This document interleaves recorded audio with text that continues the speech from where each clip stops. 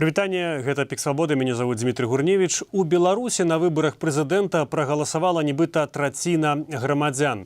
Які ў рэжыму план на прэзідэнцкія выбары і што можа адбыцца пасля іх? Ці могуць нешта змяніць падчас гэтых выбараў прапановы дэмакратычных сілаў Беларусі, а яны былі даволі розныя. І пра гэта сёння я буду гаварыць са сваімі госцямі. У першай частцы нашай праграмы гэта будзе Павел Латушка з аб'яднанага пераходнага кабінету, а ў другой частцы да нас далучыцца Павел Усаў з руху «Вольная Беларусь». Таму будьце разам з намі. З намі ўжо цяпер на сувязі Павел Латушка з Варшавы. Добрый дзень, спадар Павел. Добрый день. Спадар Павел, у канцы ліпеня мінулага года вы накіравалі разам з дэмакратычнымі сіламі ў Гагу дакументы на Лукашэнку, каб прыцягнуць яго да адказнасці за злачынствы. Раскажыце, што там змянілася? Ці ёсць нейкі прагрэс, бо ўжо даволі шмат часу мінула? Сёння адбыліся слуханні ў каардынацыйнай радзе, ініцыяванай нашай фракцыі «Каманда Латушкі і рух за свабоду». Падчас гэтых слуханняў было прадстаўлена два даклады па злачынствах, які здзейсніў Лукашенко, па ацэнцы гэтых злачынстваў з пункту гледжання нацыянальнага заканадаўства, пачынаючы з 1994 года. Я представил выступление об международных злочинствах. На сегодняшний день мы можем стверджать, что створена беспрецедентная ситуация, когда белорусская справа находится у порядку дня офиса прокурора Международного криминального суда. Ідзе на сегодняшний день стадия попереднего расследования офисом прокурора Международного криминального суда на подставе зварота рэферала ўрада Літвы, які быў накіраваны 30 верасня мінулага года. Гэтаму папярэднічала вельмі велічэзная, велізарная праца на працягу года з Міністэрствам юстыцыі Літвы, НАУ, таксама нашых партнёрскай арганізацыі, і нам удалося гэта зрабіць, і гэта упершыню ў гісторыі, калі рэальна ёсць пагроза таго, што Лукашенко можа атрымаць ордер на арышт. На сённяшні дзень у офісе прокурора Міжнароднага крымінальнага суда ў Газе, зараз вы якраз паказваеце, быў там ужо не аднойчы, складаўшы матэрыялы супраць Лукашэнкі, створана група юрыстаў, расследавальнікаў, якія павінны ацаніць тыя факты, якія былі перададзены разам з рэфералам ўрада Літвы аб злачынствах супраць чалавечнасці, супраць беларускага народа, здзейсненых Лукашэнкам і яго хаўруснікамі. Гэта тры крытэрыі. Крытэрый юрысдыкцыі, крытэрый прымальнасці і крытэрый інтарэсы правасуддзя.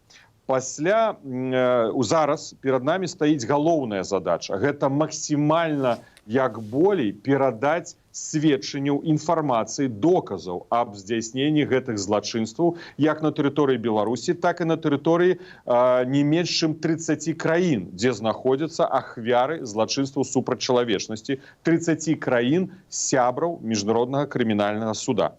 І перад намі зараз вельмі цяжкая штодзённая праца. У нас таксама ў НАУ створана спецыяльная група юрыстаў і іншых супрацоўнікаў, якая працуе над гэтым. 30 пазаўрадавых арганізацый, абаронцаў правоў чалавека заявілі аб сваёй гатоўнасці перадаваць інфармацыю і матэрыялы аб злачынствах Лукашэнкі. Галоўнае, хто будзе перадаваць, гэта платформа па пытаннях адказнасці за злачынствы ў Беларусі, дацкая платформа. Гэта адбудзецца, я спадзяюся, бліжэйшымі тыднямі альбо на працягу месяца.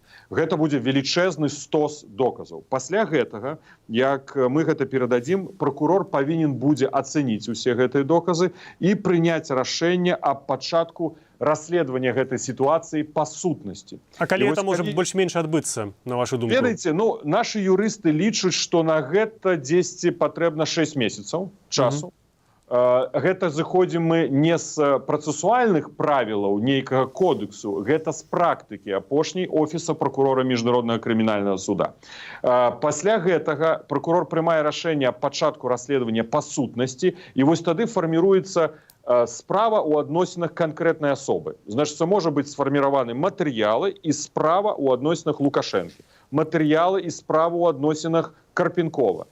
І тады прокурор мае права звярнуцца ў палату папярэдняй вытворчасці аб выдачы ордера на арышт у адносінах да Лукашэнкі ці Карпенкова ці іншых. Вось такі алгарытм, які мы бачым, зразумела, мы ж не мус, мы не прокурор, хан міжнароднага крымінальнага суда, але на гэта мы вельмі актыўна працуем. У пятніцу у мяне была сустрэча разам з Ціхановскай, з міністрам юстыцыі новым Літвы, і мы атрымалі абсалютныя запэўненні, што Літва не спыняецца, Літва гатова выдаткаваць дадатковы адміністратыўны рэсурс на таго, каб працаваць у гэтай мэты. Стратэгічным адным з пунктаў задачаў новага ўрада Літвы 19 з'яўляецца прыцягнуць Лукашэнку да адказнасці. Мы сустрэліся і ў міністэрстве замежных спраў з намесніцай міністра, якая раней была намесніцай міністра юстыцыі, якая разам тады, мы калі былі ў Гагі, менавіта перадавала матэрыялы супраць Лукашэнкі. Так што у нас тут ідзе даволі змястоўная, цяжкая, але праца. Зразумела. Спадар Павел, я таксама і вам, і нашым гледачам, слухачам, чытачам нагадваю, што гэта прамы эфір. Вы можете задаваць вашыя пытанні ў адмысловы чат, які ёсць зараз на Ютубе, таксама у іншых платформах, дзе вы нас бачыце, там ёсць таксама апытанка, адказвайце на пытанне. І перад тым, як перайсці да асноўнай тэмы, якую я сёння хацеў закранаць, я хацеў бы спытацца, вы згадалі пра коордынацыйную раду, якраз учора у вас адбылася сустрэча ў польскім сенаце, здаецца, і вы называлі учора ў стрыме, што гэта такое прызнанне, дэ-факта, ці нават дэ-юрэ коордынацыйнай рады, як такога беларуска прадстаўнічага органу за мяжой, як парламента, і што пасля гэтага цяпер ніхто лукашэнкаўскіх дэпутатаў не будзе прымаць. Але іх і так ніхто не прымаў у Еўразвязе, ўжо даволі даўно іх не прызнаюць з-за парламенту. У гэтым сэнсе што змянілася, на вашу думку? Не зусім так. Гэта не пытанне ў сустрэчы. Гэта пытанне, што учора была прынята пастанова Сената Рэспублікі Польшча, датаваная 22 студзеня 2025 года. І два перадапошні і трэці знізу абзацы якраз кажуць пра тое, што Сенат Рэспублікі Польшча прызнае ў якасці парламента ў эміграцыі коордынацыйную раду Беларусі. Гэта першая ў гісторыі юрыдычная, я падкрэсліваю, менавіта прававое прызнанне коордынацыйнай рады як парламента ў эміграцыі, прадстаўнічага органа беларускай грамадзянскай супольнасці. Гэта гістарычная падзея. Я не хацеў бы яе пераацэньваць, але пройдуць дзесяцігоддзі, пра гэта будуць пісаць у падручніках. Але што нам з гэтага толку, бо нам трэба, як кажуць, вынік сёння. Але гэта важна. Я думаю, юрысты, дыпламаты, усе, хто цікавіцца палітыкай, пагадзяцца, што гэта важны крок. Гэта фактычна стварэнне альтэрнатывы. Альтэрнатывы уладам нелегітымным Лукашэнка, яго парламенту. Гэта стварэнне бар'еру. Зараз польскі парламент не зможа камунікаваць з лукашэнкаўскім парламентам без таго, каб мы не прымалі ў гэтым удзел. То есть мы становімся бар'ерам, перашкодай для гэтых так званых дэпутатаў. Мы косць у горле. І мы фактычна ствараем дуалізм улады. Мы гэтага дабіваемся.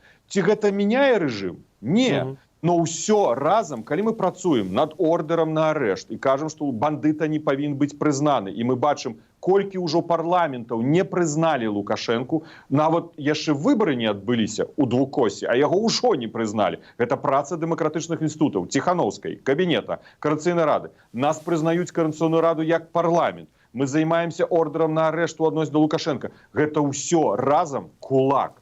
Хтосьці яшчэ працуе над гэтым кулаком. Мы працуем. Таму гэта косць у горле, гэта дуалізм улады, і ім спатрэбіцца дамаўляцца. Не ўсе з вами згодныя, спадар Павел. Зенон Пазняк крытыкуе вашу дзейнасць на карысць санкцый і звяртае ўвагу на тое, што неабходна найперш здымаць санкцыі, напрыклад, з Белавіі, каб яна магла летаць на захад, каб дзякуючы гэтаму людзі маглі летаць на захад, бо Лукашенко туды не лятае, і гэтыя санкцыі, па сутнасці, супраць Белавіі. Гэта як бы супраць беларусаў найперш. І мы нават вынеслі гэта ў наш загаловак, гэту думку Зенона Пазняка наконт дыялогу з Захадам. На ягоную думку, Захад павінен такі пачаць дыялог без умоваў з рэжымам Лукашэнкі, каб щось змянілася. Ці вы, як вы да гэта ставіце? Ну, прыпаўсці на каленях і сказаць: Лукашэначка, прабачты нас. Не так. Пачаць размовы, штосьці, нешта прапанаваць узамен, каб людзі, тысячу людзей выйшлі да сваіх сем'яў, вярнуліся, каб не паміралі за кратамі. Не абавязкова на каленях паўзаць. Кажа, што Еўрапейскі Саюз знішчае незалежнасць Беларусі. Зенон Станіславович кажа, што новая дэмакратычная апазіцыя знішчае Беларусь.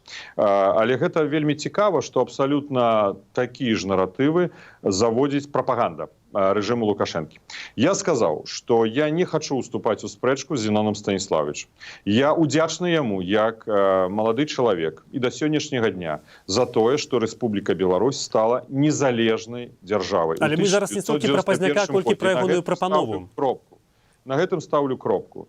Таму у меня не хочу тратить энергию, каб уходить у спрэчкі, у дыскусіі з Зіноном Станіславовичем. Моя мэта Лукашенко, моя мэта знішчыць гэты рэжым, змяніць палітычную сістэму ў Беларусі. І з гэтым я буду бороться. А энергію на іншае, я не хацеў бы тратить. Але я растлумачу пазіцыю па санкцыях. По Белаве, гэта просто популизм. Поглядите, калі ў беларускам небе летают сотни дронов, вы что лічыце, что хтосьці адкрые паветраную прастору Беларусі? Не.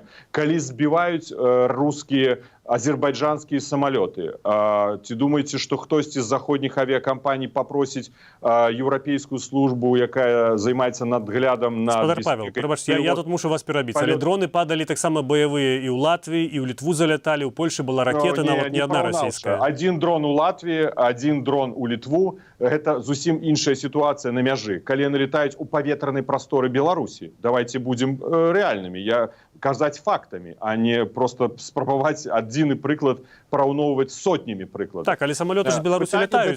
Дзякуй Богу, пакуль не здарылася такого выпадку, каб штосьці гэта пашкодзіла грамадзянскай авіацыі. Хто будзе рызыкаваць? Давайте так. Дзеля таго, каб былі сняты санкцыі на Белаве, павінна быць праведзена расследаванне. Лукашенко, ніхто не іншы, павінен правесці гэта расследаванне. Што яму перашкаджае? Мы што, яго павінны ўгаворваць? Ён ведае, калі ён хоча, каб з Белаве былі зняты санкцыі, трэба правесці расследаванне. Праблема ў тым, што ў рамках гэтага расследавання ён выйдзе сам на сябе, бо ён даў загад зрабіць тое з Ryanair'ам, захапіць праз акт дзяржаўнага тэрарызма самалёт. Значыцца, ён можа і правесці расследаванне, нават не выйсці сам на сябе, нават пакараць тых вінаватых, а заўтра іх памілаваць, але ён не хоча гэта рабіць. Так вось нашае пытанне. Мы не з'яўляемся імператыўнымі ў санкцыях. Мы не лічым, што санкцыі адзіны інструмент, які зменіць уладу. Гэта хлусня, ніколі мы так не казалі. Таму я кажу пра кулак. Я называў вам колькі пунктаў. Санкцыі адзін з. Далей, імператыўнасць у нас у пазіцыі. Лукашенко павінен спыніць рэпрэсіі, вызваліць усіх палітзняволеных. І тады знімаюцца санкцыі за правы чалавека. Лукашенко павінен перастаць дапамагаць вайне ва ўкраіне Расіі і адмяняюцца санкцыі за гэта. Перапыняе гібридную вайну супраць Еўрапейскага Саюза, адмяняецца санкцыі за гэта. Праводзіць расследаванне па захопу Ryanair'a, адмяняюць санкцыі за гэта. Імператыўнасць у нас у пазіцыі, а не ў санкцыях. Як толькі Лукашенко вызваляе 1000 палітзняволеных, я буду першым, хто будзе апеляваць да Захада зняць санкцыі на палёты над Беларусю. Тут не пытанне Белавіі. Вы думаеце, што хтосьці пусціць Белавію летаць у Еўропу, калі Лукашенко арганізоўвае акты дыверсіі яго спецслужбы на тэрыторыі Польшы, Германіі, Літвы? Колькі было апублікавана фактаў? Радыё Свабода сама аб гэтым казала. Вы думаеце, хтосьці адкрые вось гэтай каналы прытока? На жаль, гэта пытанне бяспекі. Яны не зробяць гэтага не потому, што мы супраць, да мы за мабільнасць, за адкрыцця пагранічных пераходах, але яны ставяць галоўнае пытанне еўрапейскай партнёры бяспекі. Таму ўсё, што гэта кажацца, гэта папулізм. То бок вы, калі сустракаючы з палітыкамі заходнімі, вы прапануеце все-таки адкрыць больш памежных пераходаў? Безумоўна. Вы калі сочыце за маімі сацыяльнымі сеткамі, нема кожны тыдзень, кожны другі, трэці дзень я пра гэта кажу. І на кожнай сустрэчы я кажу заходнім партнёрам: не рабіце з Беларусі паўночнай Карэі, бо у выніку вы аддаеце яе ў рукі прапаганды расійскай і прарасійскаму лукашэнкаўскаму рэжыму. Мы не павінны нічога прасіць у Лукашэнкі. Лукашенко самы лепшы эксперт у санкцыях. Ён 5 разоў праходзіў праз санкцыйны ціск. І я, на жаль, але это факт, праводзіў перамову ў 2015 годзе па зняцці санкцый. Лукашенко рабіў першыя крокі. Ён ведае, як гэта зрабіць. Рыжынкоў, які дасведчаны дыпламат і курыраваў Міністэрства замежных спраў як першы намеснік кіраўніка адміністрацыі, а сёння міністр, дакладна ведае: вызваліце 500, 1000 палітзняволеных. Прабачце, што я лічбамі о людзях кажу, але зрабіце моцны крок. І адразу будзе пытанне перамоваў, кантактаў, і будуць адмяняцца санкцыі. Мы пра што кажам? Чаму сёння частка дэмакратычных сілаў воюе з дэмакратычнымі сіламі, а не хоча перадаваць гэтай месаджы Лукашэнку? Лукашенко нашая мэта, і яму трэба паўтараць: ты ведаеш, Александр, што ты павінен зрабіць? Вызваляй людзей, будуць спынены санкцыі. Я хотел бы так само нагадать нашим глядачам, что я бачу пытания, которые вы покидаете у чате. Я поспробую еще их у апошние 5 хвилин нашей размовы хутенько у таким хутким формате задать спадару Павлу. А зараз я все-таки притягнуть про выборы. Мы нагадываем, что выборы в Беларуси после 2004 года не признавались свободными и сумленными. Тем не меньше, такая кампания зараз у Беларуси проходит. И вот по апошних личбах литеральных хвилин 15 тому, паводле ЦВК, у Беларуси уже 27% проголосовало дотерминова с копейками. Вы, спадар Павел, закликаете голосовать супраць усіх, выказваць як бы не падтрымку на выборах Лукашенку у бюлетэні, маю на ўвазе. І ваш аргумент, вось я ўчора глядзеў ваш стрым, і ён быў такі, што большасць не за яго, і ягоная сістэма, которая будзе бачыць гэтыя бюлетэні, павінна гэта разумець. А на вашу думку, яна гэта не разумее пасля 2020 года? Што тут можа змяніцца, калі як бы створаны адмысловыя адзінкі па задушэнні людзей, которые не згодныя з уладай, сілавікі фактычна ўсё кантралююць. Ці гэта ўжо не доказ таго, што ён цудоўна гэта разумее? Адразу з двумя тэзісамі не пагаджуся. Я не прапановую галасаваць. Я прапановую, калі людзі на так званых выбарчых участках паставіць знак супраць усіх, калі яны атрымаюць гэтую паперку, якая галасаваць супраць усіх. Бюлетэнь. Я не прапановую галасаваць. Я не прапановую галасаваць супраць Лукашенко. Я прапановую паставіць знак супраць усіх. І гэта адзіная пазіцыя і офіса Ціханаўскай, і кабінета, і большасці ў Координацыйнай радзе. Гэта адзіная пазіцыя шматлікіх ініцыятыў. Так што гэта не пазіцыя толькі Павла Латушкі. Чаму я гэта прапановую? Першае, на сённяшні дзень мы бачым, што людзі прыйдуць, на жаль, але факт, яны прыйдуць. І мы ведалі гэтую сацыялогію раней, до таго, як пачалася гэта так званая кампанія. Прыйдуць і прагаласуюць. І ў выніку, што мы атрымаем? Прыйдзе, напрыклад, 60% выбаршчыкаў. Умоўна, все кажам у двукосці. Мы ведаем, што у Лукашэнкі ёсць ядро. 10-30%, ну максімум, 25-30%. І вось гэта ядро паставіць за яго так. І ў выніку мы атрымаем з вами, што рэальна Лукашенко атрымае 50+1 голас па выніках гэтых так званых выбараў. Ён дамалюе сабе 88, на 1% больш, чым Путін. Ён сфальсіфікуе выбары. Але ў яго атрымліваецца маральнае права сказаць: слухайце, так я ж у прынцыпе та і перамог.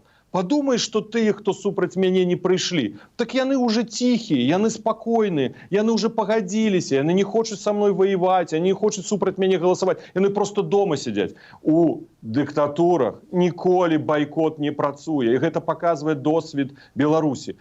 Мы прапановваем дзеяння. На жаль, у нас няма ідэальных варыянтаў, у нас, в прынцыпе, няма іншых варыянтаў дзеяння. У нас ёсць толькі адзін. Калі чалавек прыйшоў на так званы выбарчы участак, паставіць знак супраць усіх. Гэта бяспечна. Іншых дзеянняў няма. Прапанаваць людзям выйсці на вуліцу, ну гэта значыцца накіраваць іх у турмы пад абстрэл аўтаматаў. Дарэчы, на мазе Лукашенко што сказаў? Я уже бачу, што 90% все зразумелі, што зрабілі памылку, што 2020 год быў памылка. Яму вельмі важна даказаць, у тым ліку вы кажаце пра эліты, што все змянілася. Мы ж таксама разам з вами, калі належым да дэмакратычнай часткі, пераконуем сабе, наш большасць, мы супраць Лукашэнкі. Думаеце, яны не пераконваюцца адзін аднаго? Нас жа падтрымлівае большасць народу. І вось для іх гэта важна.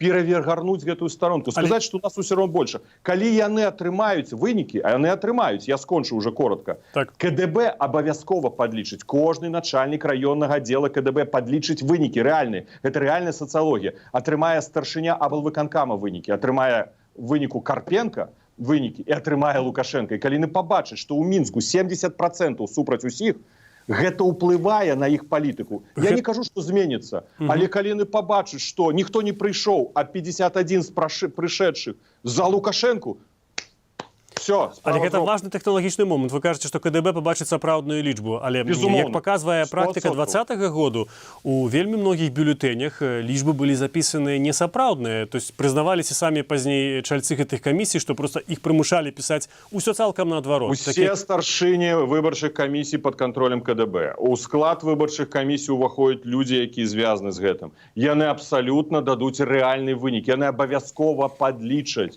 Гэта тое, што расказвае іншае, просто не ведае сістэму, якая існуе ў Беларусі. Лукашенко, дарэчы, заўсёды кажа: толькі паспрабуйце мне схлусіць. ён захоча атрымаць эту інфармацыю. Для яго гэта важна. Ён пазней нам будзе казаць, што за яго 90% будзе паўтараць, але гэта інфармацыя для яго прынцыпова важна. Таму нам важна паказаць, што мы не змянілі сваю пазіцыю. Гэта ў крытычны момант, ведаеце, калі не будзе Лукашэнкі, калі ён як асад вылеціць, ці не вернецца з лікавання з Китая, з Эміратаў. Для нас, калі мы будзем сядзець насупраць Рыжынкова, я не ведаю, там, Сергіенкі, яны будуць разумець, што за намі 50-60% беларусаў. А так яны будуць разумець, а за вами ніхто. За вами людзі, якія ні туды і не сюды, просто якія засталіся дома. Важна зрабіць гэты крок. Беларусы, зрабіце, гэта прынцыпова важна. Нельга сядзець на дыване, гэта тое, што хоча Лукашенко.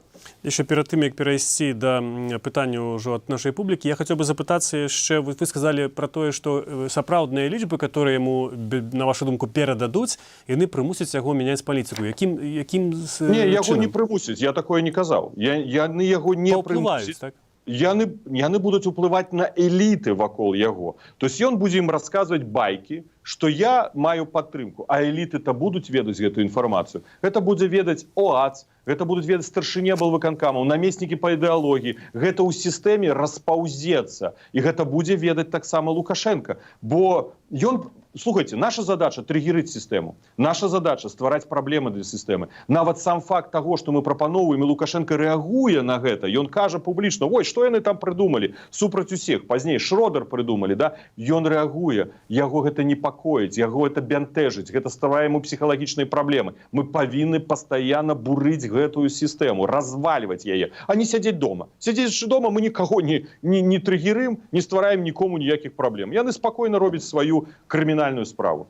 Але, дарэчы, вось была публікацыя пра тое, што 10 тысяч, мы ведаем прозвішча ў членаў выбарчых камісій. Я хочу сказаць, вельмі важную справу зрабілі Белпол, я разумею, кіберпартызаны, дзякуем вялікі. Але я хочу сказаць тым супрацоўнікам выбарчых камісій, супрацоўнікам, нават не членам. Слухайте, вы таксама беларусы, і я разумею, што вы робіце гэта ўсё пад прымусам. Просто ведаеце, што мы таксама ведаем, што вы ахвяры гэтага рэжыму. Але цэнтр выбаркам, конечно, будзе за гэта адказваць. Мы ўжо падрыхтавалі чарговыя прапановы па ўнесенні санкцый у адносінах да кіраўніцтва цэнтр выбаркама і адміністрацыі Лукашэнкі новай. А яны, дарэчы, распачалі крымінальную справу супраць вось гэтага уцечкі даных пра гэтых чальцоў камісій або супрацоўнікаў, як вы кажаце. Я хацеў бы яшчэ все-таки адно міжнароднае пытанне, і пазней 7 хвілін мы на некалькі пытанняў публікі. Якраз літаральна паўгадзіны таму Дональд Трамп выступаў па сувязі з удзельнікамі форуму ў Давосе і гаварыў пра тое, што неабходна зменшыць цану на нафту, каб такім чынам прымусіць Расію зрабіць выдаткі на вайну вельмі вялікімі і адмовіцца ад такой вайны. Як увогуле вы ставіце вось да гэтай ідэі і якія у вас чаканні ад новай адміністрацыі Белага дому, таму што ўжо некалькі дзён новы прэзідэнт у самай магутнай дзяржавы свету? Першае, ёсць палітычныя заявы падчас кампаніі, ёсць палітычная дыскусія, дэкларацыя, ёсць рэальныя крокі. Тое, што адразу было абвешчана і адразу пракаментаваў у сваіх сацыяльных сетках на YouTube-канале, гэта вельмі важны удар па Расіі, але таксама па Лукашэнкі. Лукашенко дабывае Беларусь дабывае каля 2 мільёнаў тонн нафты. Гэтая нафта заўсёды прадавалася на трэціх рынках. Яна не выкарыстоўвалася ў Беларусі, не перапрацоўвалася. Мы атрымліваем ад 16 до 21 мільёна на перапрацоўку нафты. 7-8 мільёнаў тонн мы перарабляем на беларускіх прадпрыемствах. Іншае мы ўсё гэта прадавалі на тэрыторыі Еўрапейскага Саюза з вялікім профітам, з вялікай дадаткам даходу. Сёння прадаваць на еўрапейскім рынке не можам. Павінна быць лагістыка. Калі цана нафты будзе менш $44, плюс лагістыка $20-30, для Расіі гэта азначае, што ўсе будуць працаваць мінус. Дабыча нафты становіцца беспрыбытковай. Перапрацоўка на нафтаперапрацоўчых заводах у Мозыры, Новаполацку беспрыбытковая. Уже калі вы сёння паглядзіце на статыстыку абласцей Гомельскай і Віцебскай, гэта мінус у Віцебскай ВВП за мінулы год і 1% роста толькі у Гомельскай, у Віцебскай, прабачце, 1% рост, а у Гомельскай мінус. Гэта азначае, што нафтаперапрацоўка не дае прыбытак Лукашэнкі. Калій яго таксама дабівае. Трэба яго прымушаць. Ён такая хітрая жывёліна палітычная. Ён у сітуацыі крытычнай ён будзе рабіць тое, што мы патрабуем. У гэтым я перакананы. На жаль, я ведаю характар гэтага недачалавека.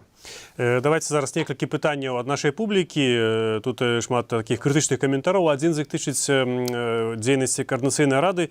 Што канкрэтна ўжо сёння робіцца, чым вы можаце пахваліцца як некай важнай справай? Давайте различать. Это парламент. Парламент не занимается справой конкретного человека. Парламент занимается лоббингом, принятием законов. Мы можем сегодня напрымать великую колькость законов. Кто их будет выконывать? Да, мы будем працаваць над проектами законодавчих актов. До речі, сегодня Анатолий Лебедько это пропановывал свои проекты. Тому давайте оценивать реально. Парламент на сённяшні дзень можа лабаваць нашы інтарэсы. Ён можа сустракацца з парламентарамі іншых краін. Што і адбываецца? У Польшы вось лабаванне непрызнання Лукашэнкі. І мы маем вынік, Сенат прымае рашэнне аб тым, што не прызнаюць Лукашэнку нават пасля 26 студзеня. Толькі што Сейм Латвіі зрабіў аналагічнае. Координацыйная рада звяртаецца, таксама як і іншыя інстытуты, да сваіх калегаў у парламентаў, каб не прызнавалі. Еўрапейскі парламент. Мы вялі камунікацыю па гэтай рэзалюцыі на працягу тыдняў. І ў выніку мы маем вельмі моцную рэзалюцыю Еўрапейскага парламента, дзе напісалі, што ён злачынец, ён узурпатар і ён павінен панесці адказнасць. І не прызнаюць яго пасля 26-го і звяртаюцца да ўсіх парламентаў еўрапейскіх краін не прызнаць яго. Вось вынік працы Координацыйнай рады. Сёння слуханні, прыняцце дэкларацыі, я спадзяюся, яна будзе прынята бліжэйшымі днямі членамі Координацыйнай рады. Дарэчы, сёння нават Александр Кнырович пахваліў, я яму нават руку паціснуў. Вось паказчык, што мы можам дамаўляцца, што мы з гэтай дэкларацыяй пойдзем у ўсе парламенты, каб Лукашэнку прыцягнуць да адказнасці. Гэта лоббінг. Мы едем у парламентскую ассамблею Совета Европы. Официально делегация Координацыйнай рады запрошена як прадстаўнічы орган. Значит, там нема месца Лукашэнку. Мы их выкидываем адсюль. Мы ствараем альтэрнатыву. І яго гэта бянтэжыць. Перад апошнім пытаннем я нагадаю, што наша пытанка працуе, ці згодная наша аўдыторыя з выказваннем, з думкай Зенона Пазняка, што неабходна захаду распачаць дыялог з Лукашэнкам. Так вось 32% лічаць, што Зенон Пазняк мае рацыю, 50%, што ён не мае рацыю, 18% не маюць адказу. І апошняе пытанне, паколькі вы казалі, што все-таки Координацыйная рада не мае такіх паўнамоцтваў, каб штосьці змяняць тут і цяпер, одно пытанне было до вас конкретно, як да каманды Латушкі, як да палітыка Павла Латушкі, што за 4 гады вы зрабілі, якую справу вы давялі до конца і можете ў той ганарыцца? Больш за 250 персоналей у санкцыйных списках Еўрапейскага Союза, США і іх краін-партнёраў. 350 персональных санкций в адносінах, принятых рашением Урада Польши. Признание террористичными организациями ГУБАЗі КДБ, парламентом Литвы, парламентом Чехии. Выдача 6 ордеров на арешт Национальной прокуратуры. У тым ліку директор Жодина, Акрэсціна, прадстаўнікі ГУБОПіка. Гэта упершыню ў гісторыі беларуская справа. У парадку дня вы можете зайти на сайт Международного криминального суда. Позначена беларуская ситуация, злочинствы супраць чалавечнасці. Разглядаецца у офісе прокурора Международного криминального суда. Перададзена 2 вялікіх камунікацыі з доказамі аб злачынствах военных, здзейсненых Лукашэнкам адносіных да украінскіх дзяцей. Так что, я не ведаю, можно, конечно, працягваць. Музей вольнай Беларусі, які наведваюць тысячы людзей. Там адбываецца больш за 100 разнастайных мерапрыемстваў кожны дзень. Дафінансавалі кнігу аднаго вядомага беларускага пісьменніка. На жаль, не назову яго прозвішча, ён прасіў не называць. Знайшлі на гэта сродкі. Купалаўскі татар. Знайшлі сродкі ад спонсораў і зараз ставім новую пастаноўку. Гэта вялікая колькасць дзякуй ад проста прыватных людзей, якія пішуць мне в лічку или пішуць мейлы і дзякуюць за тое, што дапамог з легалізацыяй, вырашыў праблемы эвакуацыі. Это больш за 100-150 уже гуманітарных эвакуацый по візавай тэматыцы. Мы не займаемся тэхналагічнай эвакуацыяй, а менавіта падтрымкай візавай для беларусаў, якія вымушаны ратавацца і уцякаць з Беларусі. Я кажу, это можно працягваць ад вялікіх спраў до маленькіх спраў. Непрызнанне Лукашэнкі. Самое апошняе вам пытанне кароткае, мы не паспелі паговорыць, а я хацеў перамогу... Сектаральныя санкцыі вельмі моцныя. Гэта на сістэму перадачы фінансавых паведамленняў СПФС, расійскі SWIFT. Менавіта намі было прапанавана. Большасць сектаральных санкцый это было прапанавана намі. Мы стварылі моцны ціск на рэжым Лукашэнкі. Да, гэта доўга. да, гэта цяжка, да, гэта не прыводзіць у плёну, але калі хтосьці дыскутуе аб тым, што мы павінны змяніць у Беларусі, што яны прапаноўваюць узамен Лукашэнку? Мы зараз будзем пра гэта гаварыць з Паўлам Усавым якраз. А хто працаваў на санкцыі? Каманда Латушкі. Ну, усе кажуць, вось у нас ёсць адзін інструмент сілы. Хто стварыў гэты інструмент сілы? Хто пераконаў заходніх партнёраў? Хто рыхтаваў гэтыя матэрыялы? Нау! І ў выніку все кажуць, ну так вось давайте адменім санкцыі і Лукашэнку іх прапануем узамен. Ну так мы на іх працавалі, мы не супраць. У працяг апошняе пытанне вельмі кароткае, так або не. Ці Александр Лукашенко, на вашу думку, павінен прысутнічаць як фактычны кіраўнік Беларусі у перамовах наконт міру ва Ўкраіне? Бо нават я зноў жа... Ён не мае суб'ектнасці, не мае права прадстаўляць беларускі народ. Дзякуй вялікі. Гэта быў Павел Латушка, аб'яднаны пераходны кабінет, а таксама народнае антыкрызіснае ўпраўленне. Дзякуй вялікі, спадар Павел. А мы працягваем нашу праграму, наш прамы эфір. Будзьце разам з намі яшчэ як мінімум паўгадзіны. Зараз невялікі анонс. Жнівень 2020 года паказаў, што ў Беларусі вось у такія часы, як прэзідэнцкія выбары, так званыя, могуць адключаць інтэрнэт. І як да гэтага можна падрыхтавацца, мы зараз расказваем у нашым кароткім відэа. Літаральна праз хвіліну вяртаемся ў гэтую студыю разам з Паўлам Усавым. Ці магчыма адключыць інтэрнэт у Беларусі? Можна ўзгадаць падзеі 9-11 жніўня 2020 году і адказаць: так, магчыма. Расказваем, як падрыхтавацца да магчымага адключэння інтэрнэту падчас выбараў. Эксперты па кібербяспецы рэкамендуюць на такі выпадак усталяваць на свае кампутары ці тэлефоны некалькі інструментаў. Прычым лепш не адну, а 2-3 праграмы, бо алгарытмы блакавання таксама могуць мяняцца. Заняцца гэтым лепш ужо цяпер, а не чакаць 26 студзеня, даты так званых прэзідэнцкіх выбараў. Варта спраўдзіць загадзя, як працуюць гэтыя праграмы. Вось інструменты, якімі можна скарыстацца: Сифон, Лантерн, Tor, Amnesia VPN, VPN Generator, Hotspot Shield, Telegram праз проксі. Прыклад Сифон. Гэта бясплатная праграма, якую можна ўсталяваць на тэлефон ці кампутар. Яна дазваляе абыходзіць блакаванні і цэнзуру ў інтэрнэце. Ці Tor – браузер, які дазваляе ўсталёўваць ананімнае злучэнне. Праграмы можна выключыць у любы момант. VPN – гэта не разовы інструмент. У цяперашняй Беларусі гэта пытанне бяспекі. Ён адкрывае доступ да заблакаваных у Беларусі сайтаў, YouTube і месенджераў. Аднак, калі ўлады скарыстаюцца рубільнікам і адрэжуць беларускі інтэрнэт ад глябальнага, тады ніякага доступу ў сеціва не будзе. У такім выпадку застанецца выцягваць на свет радыёпрымачы і настройваць іх на сярэднія ці доўгія хвалі, каб пачуць, што адбываецца ў Беларусі і ў свеце. Эксперты мяркуюць, што беларускія ўлады хутчэй пойдуць на адключэнне асобных сервісаў, чым на адключэнне ўсяго інтэрнэту.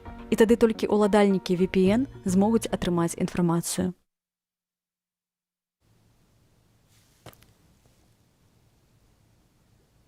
Дзякую, што вы разам з намі. Я нагадаю, гэта стрым на канале Свабода Прэміум, радыё Свабода. Мяне завуць Дмітрый Гурневіч. Мы працуем для вас з Прагі ў прамым эфіры.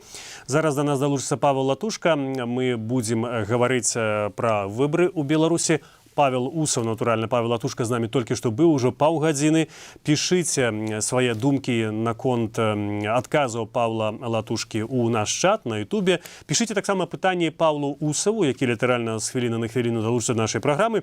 А я у міжчасці нагадаю, што у нашым Ютубе ёсць апытанка, да якой вы можаце далучыцца прагаласаваць. Гэта пытанне наконт прапановы Зянона Пазняка. Ён агучыў на днях яе ў Беластоку, што Захад павінен пачаць без умоваў такі дыялог, перамовы з Лукашэнкам дзеля таго, каб вызваліць палітвязняў з турмаў, а таксама каб спыніць у Беларусі рэпрэсіі.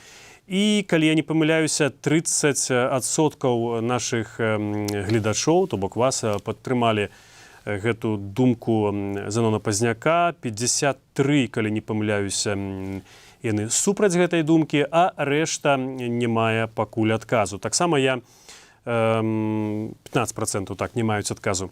Таксама я працытую некалькі вашых думак у нашым чаце, тыя, которые можна цытаваць, бо, на жаль, не ўсе можна цытаваць.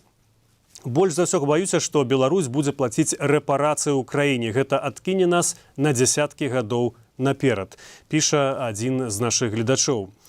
Таксама я бачыў раней было пытанне, дакладней думка ад аднаго з гледачоў, который прадставіўся як былы бортправаднік Белаві і сцвярджае, што супрацоўнікі гэтай кампаніі лічаць, што нават калі санкцыі супраць Белаві адменяць, то ў любым выпадку Белаві будзе невыгадна лятаць на захад. Ну, калі у вас ёсць іншыя думкі або ведаеце іншыя факты, тады, калі ласка, пішыце.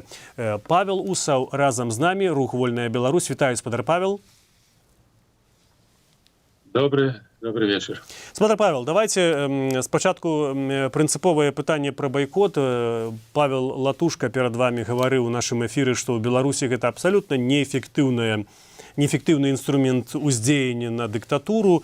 Зрэшты, вось адзін з нашых гледачоў таксама піша пра тое, што ў Беларусі ні разу байкот не адбыўся, і ён не можа адбыцца ў такіх умовах. Што вы адкажаце і Павлу Латушку, і людзям, которые не вераць у гэтую ідэю? А у нас адбыліся хоць раз выбары, акрамя 94-го году. Ні выбары, ні байкот у сітуацыі аўтарытарных сістэм, яны неэфектыўны, яны не працуюць.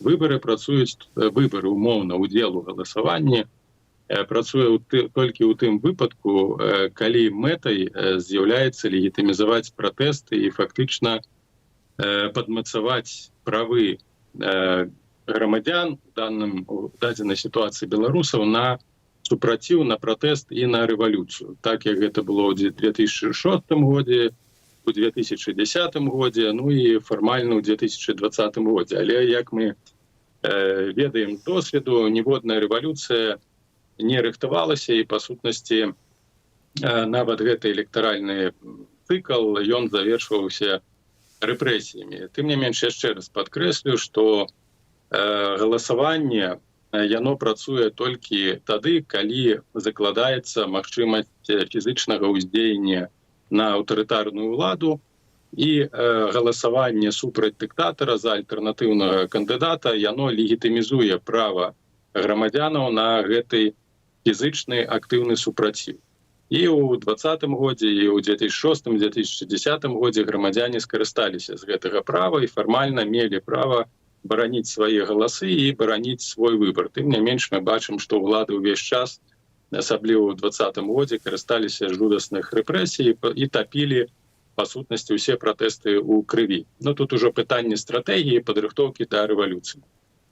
Што тычыцца байкота, то байкот у сітуацыі, калі няма іншых механізмаў уздзеяння на ўладу, тым ліку і рэвалюцыйнага ўздзеяння, то гэта застаецца, скажем так, маральным правам, маральным падыходам не ўдзельнічаць у працэсе, які ад самага пачатку з'яўляецца фальсіфікаваны, кантраляваным, і такім чынам не пацверджваць той факт, што нейкі працэс выбарчы, магчымасць нечага выразіць голас, ён не працуе. Няма ў чым удзельнічаць, бо калі мы удзельнічаем і ідзем ставіць крыжыкі, мы фармальна пацверджваем, што ёсць нейкі легітымны працэс, у якім мы можам нешта там выбіраць. Павел Латушка лічыць, што галасаванне, напрыклад, супраць усіх, гэта нейкі ўздзеянне на эліты вакол Лукашэнкі, таму што КДБ, напэўна, і так ведае сапраўдныя лічбы, перадае іх, і людзі ў сістэме нібыта пра гэта ведаюць. Ну, давайте пачнем з таго, што сістэма і так ведае, што Лукашенка ніхто не падтрымлівае, без галасавання, без удзелу, без выбараў. 2020 год паказаў, што гэтую сістэму і дыктатара не падтрымліваюць. Што яшчэ, якое яшчэ ўздзеянне? Усе разумеюць, што картка не перагорнута, што настроі вельмі крытычныя. Каму што яшчэ нешта трэба даказваць, заклікаючы на выбары, якраз да гэтага і імкнецца сістэма, каб людзі удзельнічалі ў працэсе, і праз удзел у гэтым рытуале, праз сваё захаванне, праз сваю дзейнасць і актыўнасць, абсалютна бессэнсоўным у дадзеным выпадку, легітымізавалі сам працэс. Лукашенка патрэбна паслухмянасць, паслухмяны удзел у тым, што беларусы і так ужо сказалі ў 2020 годзе, што выбары сфальсіфікаваны і ў 6-м, і ў 10-м годзе, і ў 20-м, і што Лукашенка ніхто не надае права гэтыя выбары арганізоўваць і высоўвацца ў якасці кандыдата. Але арганізацыя гэтага рытуалу, правядзенне гэтага рытуалу і ўдзел у гэтым рытуале, проста пасіўны ўдзел, гэта асноўная мэта уладаў, бо праз гэта яны дэманструюць сваю эфектыўнасць, свой кантроль і лаяльнасць насельніцтва, якое самастойна ўдзельнічае ў дадзеным працэсе. Што тычыцца інфармацыі? Ну, ніхто ж не будзе гэтыя галасы лічыць, ніхто не будзе праўдзівую інфармацыю даносіць туды кудысьці наверх, бо ніколі гэтага не рабілася. Ніколі. Ні ў 6-м годзе, ні ў 10-м годзе, ні ў першым, магчыма, у першым 2001 рабілася, ні ў 2015. Яшчэ раз кажу, што улады вельмі добра арыентуюцца і разумеюць, што абсалютнай лаяльнасці у грамадстве няма, што яны не прымаюць гэты працэс і не прымаюць гэтую ўладу. Але для самазаспакаення, канешне, ім патрэбна, каб прадэманстраваць вось гэтую паслухмянасць. Я не ведаю рацыянальнай, я не бачу ніякай рацыянальнага кампанента вось у гэтым працэсе, ва ўдзеле і ў такім тэхнічным галасаванні стаўленні крыжыкамі, калі фізычна людзі пацверджваюць, што па сутнасці выбары ёсць, па сутнасці 20-й год нічога не значыць. Ну, іх і так многіх з іх заганяюць адмыслова на гэтыя выбары. Калі заганяюць, тут няма справы. Зразумела, што выбары — гэта элемент рэпрэсій. Гэта элемент выяўлення пэўных незгодных людзей, элемент рэпрэсій, элемент ціску псіхалагічнага і так далей. Калі кагосьці заганяюць, то тут няма справы. Ну, тут дзеля таго, каб забяспечыць сябе, не наражацца на рэпрэсіі, ну, калі ласка, там, калі ёсць магчымасць, можаце сапсаваць гэты бюлетень, калі няма магчымасці, то ну, проста стаўце нейкія там крыжыкі ці фігі рысуйце, па сутнасці гэта нічога не змяняе. Але гэта не павінна быць стратэгія апазіцыі. Але ўдзел і закліканне да ўдзелу ў выбары стала стратэгіяй АПК, Координацыйнай рады і офіса Ціхановскай. Ну, я все-таки дадам, што офіс Святланы Ціхановскай гаварыў пра тое, што яны не раяць самім ісці, але калі вы ўжо апынуліся на ўчастку, тады галасаваць там супраць. Яны зрабілі цэлы фільм. Запісалі цэлы фільм з дапамогай гэтых сумленных людзей. Прыходзьце, стаўце крыжыкі. Навошта гэта рабіць, калі гэта не вашая стратэгія? Яны змянілі гэты падыход толькі пасля таго, як адбылася моцная негатыўная рэакцыя на гэтыя заклікі. То бок, на жаль, вось гэтыя структуры, якія стварыліся пасля 20-го году, пераўтвараюць усё ў шоу, якое пачынаюць раздражняць грамадзянаў. І, канешне, яны вымушаны змяняць нейкія свае падыходы пасля таго, як падыходзіць вось такая вельмі моцная крытычная хваля. Дарэчы, тут трэба падзякаваць і беларускім незалежным журналістам, і тым ліку і Радыё Свабода, якія вельмі крытычна і скептычна ставіліся да гэтых ідэй, крытыкавалі, ставілі жорсткія пытанні. Я памятаю, мы з вами тут размаўлялі з прадстаўніком НАУ гэтай дыскусіі, у якіх выявілася, што такія заклікі на ўдзел і ўвогуле такія падыходы, яны памылковыя і шкодзяць апазіцыі. Тут ну, добра, што так адбылося, што прыйшлося вот гэтым структурам змяніць сваё стаўленне. Спадзяюся, у іншых пытаннях таксама будзе зменены іх падыходы і так званая палітыка. Спадар Павел, я таксама нагадваю нашым гледачам, што яны могуць задаваць зараз вам пытанне ў чаце на Ютубе. Я гэтае пытанне агучу, там мяне абвінавацілі ўжо маніпуляцыі, нібыта я задаў пытанне спадару, которое адрасавалася Латушку, Павлу Усаву наконт байкоту. Гэта было маё пытанне, але я працытаваў сапраўды тую частку, которая была, відаць, адрасавана спадару Павлу Латушку, але паколькі у нас два Павлы і не было пазначана которому пытанне, то гэта было зроблена ненаўмысна. І зараз, зразумела, усе пытанні, которые будуць ад гэтай секунды задавацца, яны, натуральна, будуць Павлу Усаву. Давайте паговорым пра санкцыі, таму што Зенон Пазняк, дарэчы, вы таксама былі на гэтай сустрэчы ў Беластоку, ён сказаў, што няма альтэрнатывы для перамоваў, санкцыі не працуюць. А вось Павел Латушка літаральна пару хвілін таму сказаў, што перамовы не будуць працаваць. Ён называе такія перамовы пазіцыяй на каленях паўсці да Лукашэнкі. А санкцыі разам з іншымі некаторымі інструментамі, не адзінымі, ён так падкрэсліваў, все-таки яны ўплываюць лепш. Чаму, на вашу думку, гэтыя перамовы, дыялог, кантакты будуць уздзейнічаць на яго лепш?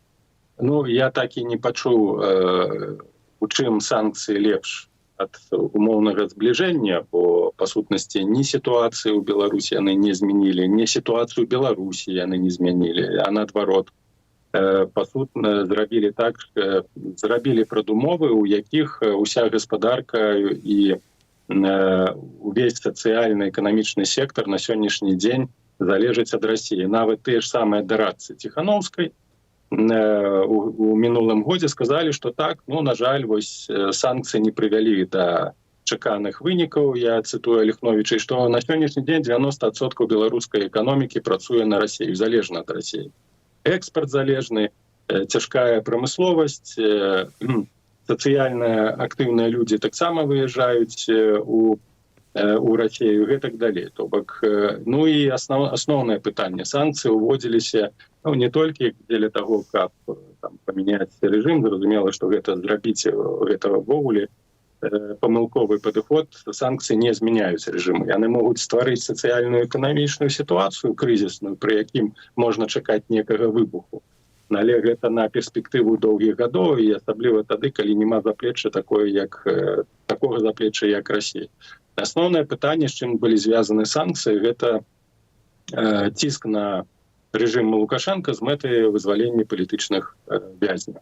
Мы ведаем, што санкцыі не прычыніліся да вызвалення палітычных вязняў вогуле да гэтага пытання. І Зенон Станіславіч, у тым ліку і я, да ацэнкі з санкцый і палітыкі санкцый сыходзім з сітуацыі з палітычнымі зняволенымі. Гэта не пытанне дамоўленасці з Лукашенка, ягонага прызнання, абсалютна не. Гэта пытанне таго, што мы можам паспрабаваць выменіць санкцыі, паспрабаваць праз працэс збліжэння і размоваў заходніх палітыкаў з прадстаўнікамі рэжыма Лукашенка дзеля таго, каб вызваліць людзей. Гэта асноўнае, ключавое, фундаментальнае пытанне. Людзі паміраюць у вязніцах, людзей у вязніцах забіваюць, санкцыі не спрыяюць змены палітыкі ў дачыненні да палітычных зняволеных. Але мы бачылі таксама элементы таго, калі і Злучаныя Штаты Амерыкі, Швейцарыя дамаўлялася адносна сваіх грамадзян беларусаў, якія мелі грамадзянства Злучаных Штатаў Амерыкі і Швейцарыі, Наталья Херше, той же Шкляраў, і выцягнулі іх з вязніцаў. Таксама журналісты Радыё Свабоды, і зараз таксама вядзецца, магчыма, гэта спекуляцыя, што Лукашенко спрабуе, можа быць, выслаць сігналы Трампу, вызваліць журналістаў Радыё Свабода дзеля таго, каб намацаць магчымасці кантактаў і нейкага дыялога.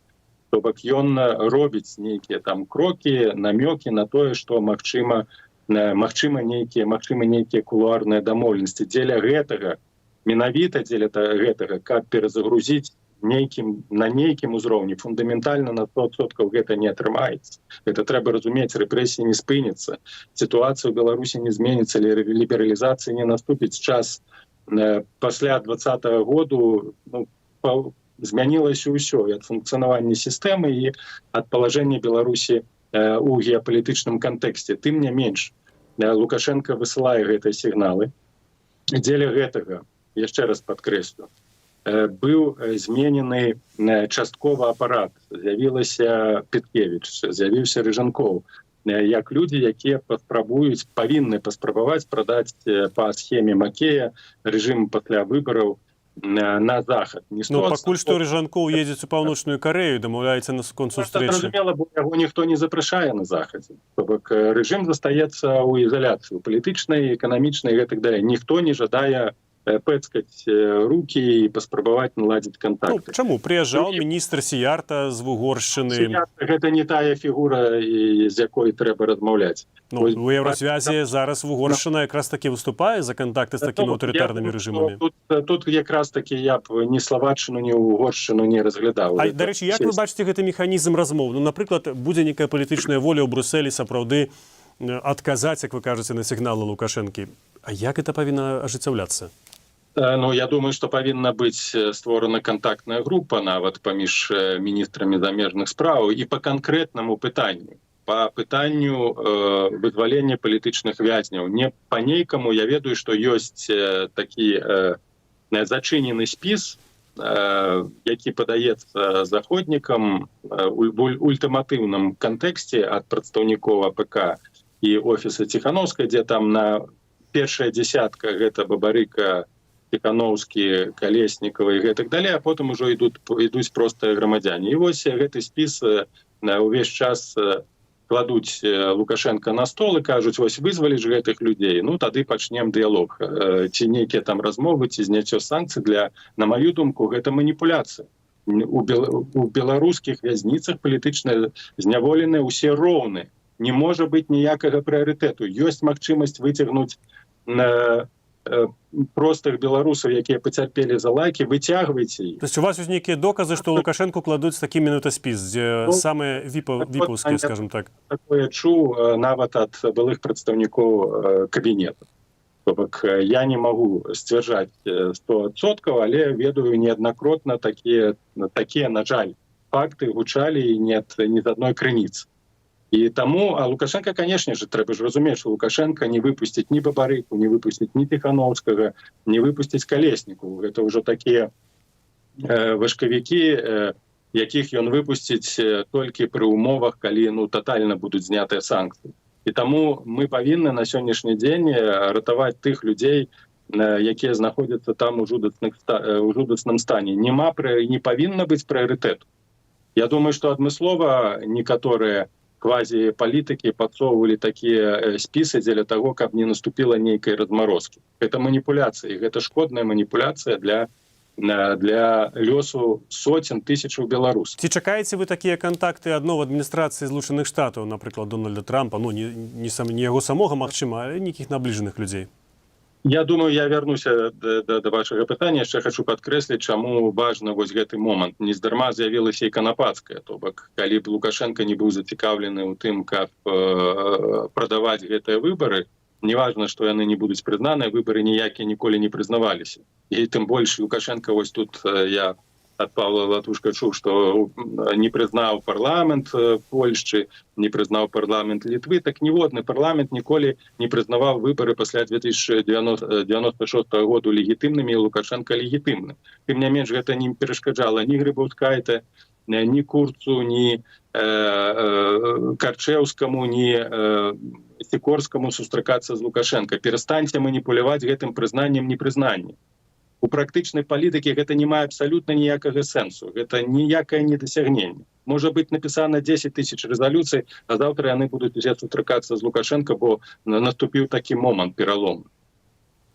Вяртаючыся да Трампа, мне цяжка сказаць, што можна чакаць. Я думаю, што якраз Лукашенко і спадзяецца ягонае атачэнне, тым больш Петкевіч, якая неаднакротна бывала па дыпламатычнаму пашпарту ў Злучаных Штатах Амерыкі, Рыжанкоў спадзяюцца на тое, што можна нейкім чынам распачаць нефармальную камунікацыю. А тут падкрэслю вельмі важны істотны момант. Лукашенко на сённяшні дзень не мае магчымасці для манёвру, чакаць таго, што адразу гэты нейкія перамовы, дыялог скончыць з расійскай прысутнасцю і перавярнець Беларусь на 180 градусаў на захад, немагчыма. Кантроль Расіі вельмі вялікі, такога не было з часоў Савецкага Саюзу. Але тут пытанне, тут гаворка, перш за ўсё, гуманітарнага плану выцягнуць як мага больш людзей. Калі гэты дыялог, гэтыя кантакты паспрыяюць выцягненню гэтых людзей, соцень з беларускіх, з лукашэнкаўскіх вязніцаў, гэта ўжо, лічыце, дасягненне. І, на маю думку, на сённяшні дзень іншых інструментаў няма. Перамір'е з Пуцінам, дамаўляцца Захад хоча, чамусьці, які забівае тысячы людзей ва ўкраіне, нішчыць гарады. А вось з Лукашенко сароміцца. Чамусьці Шольц тэлефануе Пуціну, які з'яўляецца злачынцам ваенным. А вось паразмаўляць адносна таго, каб выцягнуць 1-2 десятка людзей з беларускіх вязніцаў, заходнія палітыкі чамусьці... Господар Павел, давайте уявім, што Дональд Трамп пытаецца у вас, ці варта яму званіць Лукашенку. Што вы падказалі? Пытанню вызвалення палітычных зняволеных варта. Варта. Тут няма ніякага выбору. Альбо дайце такое ўзбраенне Украіне, каб яна перамагла Расію, пераламіла хрыбет і аднаму, і другому, альбо пачынайце нейкія контакты, нейкае збліжэнне. Хопіць гэтых жонгляваннем санкцыямі і маніпуляцыямі, бо мы губляем час, магчымасці для перамен у Беларусі ўсё менш і менш. Расія можа выйсці, калі пачнуцца перамовы, пераможцам, Беларусь траціць цалкам незалежнасць, а да гэтага яшчэ і памруць, загінуць людзі ў беларускіх вязніцах. Дарэчы, ці вам падабаецца прапанова Дональда Трампа? Я ўжо пытаўся спадара Латушкі, таксама агучаная, ў прынцыпе, і падчас інаўгурацыі, і сёння ён паўтарыў яе на форуме ў Давосе па сувязі, каб зменшыць цэны на нафты, што вельмі моцна ўдарыць па Расіі. Я думаю, што гэта не крытычнае пытанне. Расія рыхтуецца да розных сцэнароў, і запасны фінансавы на вядзенне гэтай вайны ў Расіі дастаткова. Каб абвалілася гаспадарка вельмі моцна расійская, трэба, каб ОПЕК утрымліваў нізкія кошты на нафту недзе там праз некалькі год. Наколькі я ведаю, так ужо было прынятае рашэнне, каб нафта не каштавала больш за $60 за барэль. Гэта хіба зрабіў, ці не Байден зрабіў, так, Еўрапейскі звяз, вымушаючы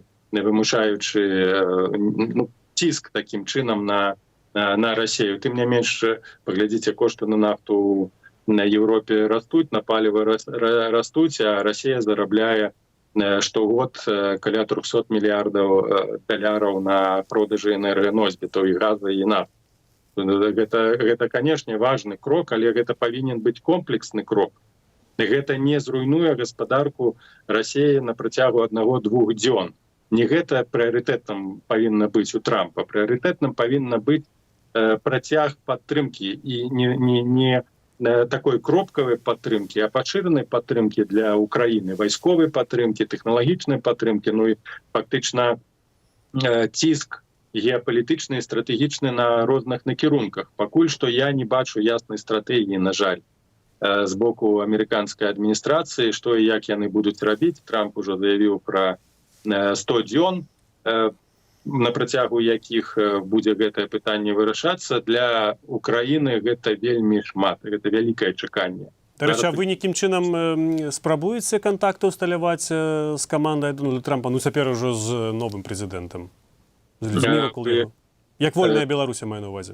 Так, былі спробы, і зараз больш інтэнсіўныя гэтыя кантакты робяцца. Зразумела, што прыярытэты гэта не вольная Беларусь і не Беларусі, на жаль, у Злучаных Штатаў і у Трампа асабіста гэта ўнутраная палітыка.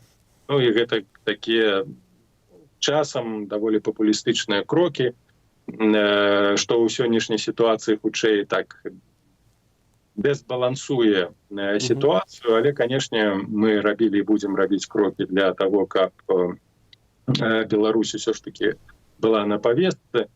Ну, паглядзім, якая будзе рэакцыя. У нас ще... Так, скончце думку. Не, да, все, В можна. прынцыпе, все. Глядзіце, там шмат пытанняў ёсць у чаце, але я наўрад ці здолею больш чым адно працытаваць, задаць вам. Усе 5 гадоў пазнякі яго аднадумцы занялі пазіцыю адмаўлення лідарства Святланы Ціханаўскай. А дзе вашыя вынікі, Павел Усоў? Что вы скажете этому человеку? Это Вольга. Давайте, по-перше, не было такого, что на працягу 5 гадоў тотальна адмаўлялася лідарства умоўна. Ну, перш за ўсё, сама Ціханаўская адмаўляла, што яна лідар, што яна прэзідэнт-элект першыя 2 гады, фактычна да пачатку вайны.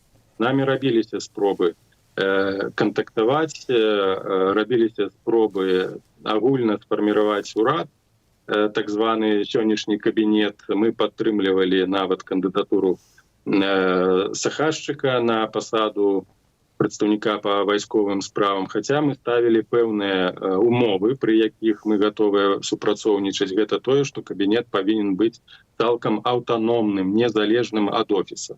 Нашыя прапановы не былі пачутыя, нягледзячы на тое, што мы былі адчыненыя на дыялог і на кантакт. Яшчэ раз падкрэслю, адкінуты. Ніякія кантакты, ніякага дыялога канструктыўнага з прадстаўнікамі офіса не адбылося. Хаця, напрыклад, кантакты з Павлом Латушкам былі, і адносіны даволі нармальныя, нейтральныя. А што вы зрабілі? Там другая частка была пра то, што канкрэтна ваша каманда таксама зрабіла, не толькі пра кантакты. по факце, конечно, мы не можем параўноўвацца з тымі рэсурсамі, якія атрымала Ціхановская, перш за ўсё з тым даверам, якія далі беларусы і дзе гэты давер. А наши асноўныя прыярытэты былі два. Гэта ідэалагічны, перш за ўсё канцэнтрацыя на і неабходнасць яснага фарміравання нацыянальнага дэмакратычнага рушання, каб нацыянальнымі ідэямі незалежнасці не маніпулявалі, як гэта было зроблена пасля 22 года. До 22 года, я яшчэ раз падкрэслю, дзеянні офіса былі збольшага прарасійскія. Другі момант — гэта шырокая падтрымка для палка Каліноўскага, ідэалагічная і матэрыяльная, наколькі нам гэта удаецца і магчыма. Мы сабралі некалькі дзесяткаў тысяч даляраў для палка Каліноўскага, куплялі машыны, дроны, нашы зараз хлопцы збіраюць адмысловыя рэчы для палка Каліноўскага, якія выкарыстоўваюцца. То бок, па нашых магчымасцях, я лічу, асабліва пасля пачатку вайны, было зроблена немало ў гэтым кантэксце. Канешне, мы не арыентаваліся на пашыраную міжнародную дзейнасць, мы былі сканцэнтраваны перш за ўсё на Украіне, на Кіеве, на палку Каліноўскім. Штосьці атрымалася, штосьці не атрымалася, на жаль, як гэта адбываецца ў палітыцы. Вось не атрымалася нам сфарміраваць Раду бяспекі, якую мы ўклалі шмат высілкаў з прычыны ўнутраных праблем. То есть это не Ціхановская перашкодзіла вам?